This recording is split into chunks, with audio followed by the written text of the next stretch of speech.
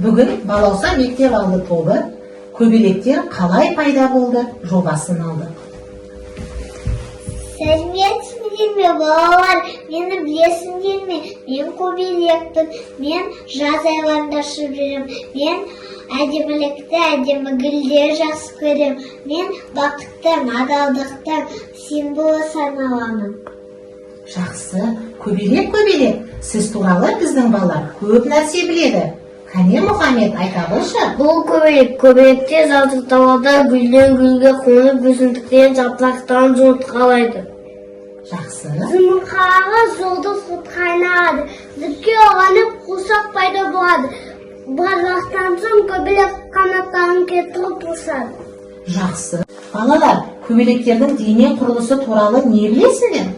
Осының құпиясы мол жәндіктің ең күрделі мүшесі ол көз. Ол алтын майда бөлшектерден тұрады. Линза секілді.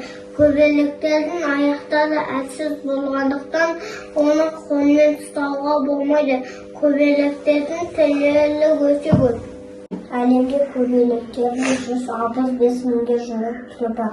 Біз осы көбелектермен қолмен көріп зерттеп көрдік. Бұл біздің көбелектердің фермасы. Осы фермаға көбелектің қуыршағын ілгішпен іліп қоямыз. Соның ішінде үш түрімен танысып зерттейміз. Балалар, біз қандай көбелектермен танысып зерттейміз? Бізді өсіп жатқан құшақ көбелегіміз коллега Традис елгендегі үлкен көбелектер Атлас. Бұл құшақтарға ылға өте қажет. Сондықтан біз күніне 1-2 рет су шашып тұрамыз. Біздің фермамыздағы құшақта 15-20 күнде әдемі көбелек өсіп шығады. Балалар, көбелек неше уақыт өмір сүреді екен? Олар суықты жақсы көреді ме? Жоқ! Көбелектер бір ай немесе 1,5 ай өмір сүреді. Ал көбелектер немен қоректенеді? Су және бал шекті ұштық жемістермен қоректенеді.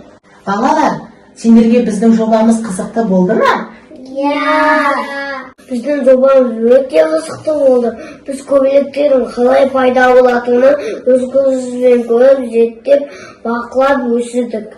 Жарайсыңдар балалар. Балалар, біз осы жобаның арқасында көбелектер туралы көп нәрсе біліп үйрендік. Көбелектердің өмір циклі 4 кезеңнен тұрады. Жұмыртқа, жұлдыз құр, қуыршақ және ересек көбелек.